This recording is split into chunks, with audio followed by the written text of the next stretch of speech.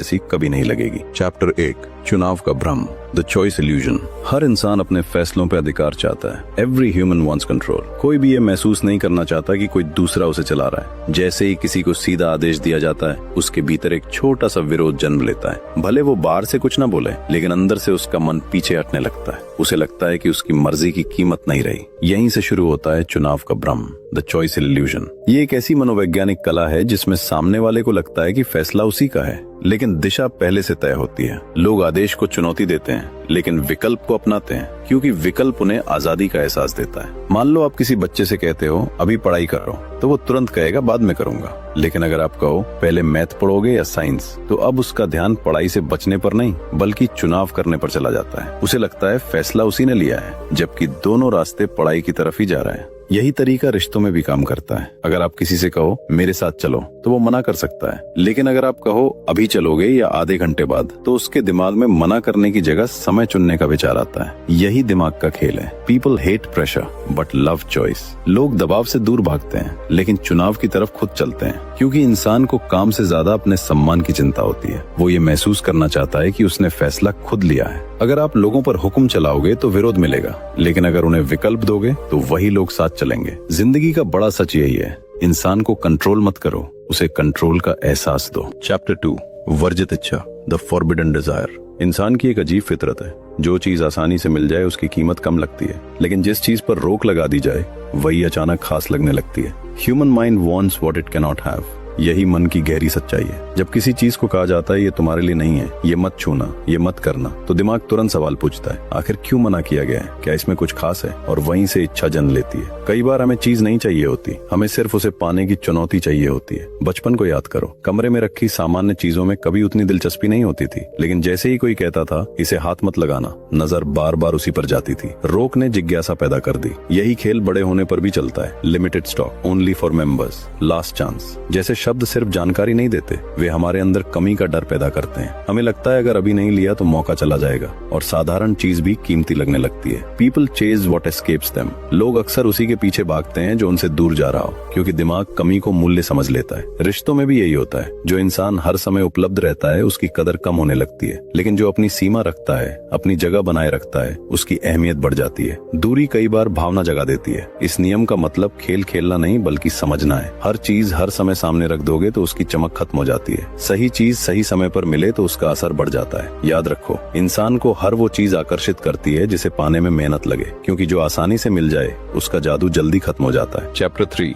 हार में छुपी जीत, द हिडन विक्ट्री। दुनिया हमें सिखाती है कि हर बहस जीतनी चाहिए, हर जवाब देना चाहिए, हर जगह खुद को सही साबित करना चाहिए, लेकिन असली ताकत कई बार जीतने में नहीं, पीछे हटने में होती है। Sometimes stepping back is the smartest move. जब दो लोग भिड़ते हैं तो बात अक्सर सच से हटकर अहंकार पड़ जाती है। फिर किसी को समाधान नहीं चाहिए होता, दोनों को सिर्फ जीतना होता है। आवाज बढ़ती है, दूरी बढ़ती है, रिश्ते टूटते हैं और नतीजा शून्य रहता है। लेकिन अगर उसी समय एक इंसान शांत होकर कह दे हो सकता है तुम सही कह रहे हो, तो पूरा माहौल बदल जाता है। सामने वाला जो लड़ने के लिए तैयार था अचानक शांत पड़ जाता है। उसकी दीवारें नीचे आने लगती हैं। उसे पहली बार सोचने का मौका मिलता है। यही हार में छुपी जीत है। बाहर से लगता है आपने कदम पीछे लिया, लेकिन अंदर से आपने स्थिति पर नियंत्रण ले लिया, क्योंकि जहां लड़ाई खत्म होती है वहीं समझ शुरू होती है। मान लो ऑफिस में कोई आप पर गुस्सा कराए, अगर आप भी उसी गुस्से में जवाब दो तो आग बढ़ेगी, लेकिन अगर आप शांत रहकर कहो ठीक है पहले समझते हैं क्या हुआ, तब उसका गुस्सा धीरे धीरे टूटने लगता है। Silence disarms anger. कई बार लोग बहस इसलिए करते हैं क्योंकि उन्हें विरोध चाहिए होता है। जैसे ही विरोध नहीं मिलता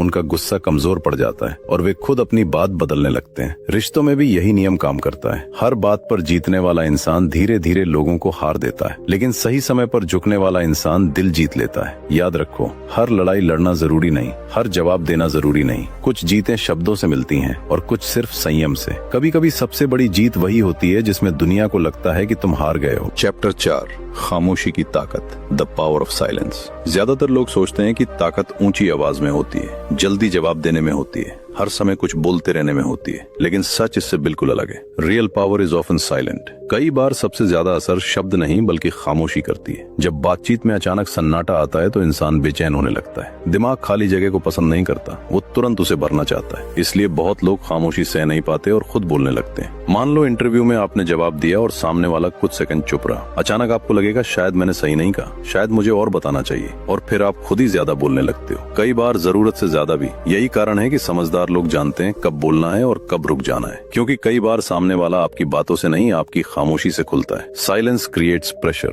नेगोशिएशन में भी यही खेल चलता है। अगर आपने अपनी कीमत बता दी और फिर चुप हो गए तो सामने वाला बेचैन होकर खुद बोल सकता है। शायद वो बेहतर ऑफर दे दे, शायद अपनी कमजोरी बता दे, क्योंकि सन्नाटा कई बार सच निकलवा देता है। रिश्तों में भी हर बात का तुरंत जवाब जरूरी नहीं होता। कुछ शब्द गुस्से में निकलते हैं लेकिन खामोशी उन्हें बचा लेती है। अगर हर पल प्रतिक्रिया दोगे तो विवाद बढ़ेगा। अगर सही समय पर शांत रहोगे तो स्थिति बदल सकती है। खामोशी कमजोरी नहीं है, ये कंट्रोल है। जो इंसान अपनी जीभ रोक सकता है वो अक्सर हालात संभाल सकता है। याद रखो, शोर सब करते हैं, असर कुछ लोग करते हैं, और कई बार सबसे ताकतवर आवाज वही होती है जो सुनाई नहीं देती। चैप्टर 5, पहचान का आईना, द मिरर ऑफ आइडेंटिटी। हर इंसान के अंदर एक छुपी हुई चाहत होती है कि लोग उसे समझें, उसे महत्व दें और उसकी अच्छी छवि देखें। Every person wants to feel valuable. यही चाहत इंसान के व्यवहार को चुपचाप चलाती है। लोग सिर्फ वैसे नहीं जीते जैसे वे हैं, लोग वैसे भी जीते हैं जैसे वे खुद को मानते हैं। कोई खुद को मेहनती समझता है, कोई ईमानदार, कोई जिम्मेदार, कोई मजबूत, और जब कोई उनकी इसी पहचान को छूटा है तो उनका व्यवहार बदलने लगता है। मान लो आप किसी से कहो तुम बहुत जिम्मेदार इंसान हो, ये सिर्फ तारीफ नहीं है, ये उसके मन में एक तस्वीर बनाता है। अब वो उस तस्वीर के अनुसार जीने की कोशिश करेगा। वो समय पर आएगा,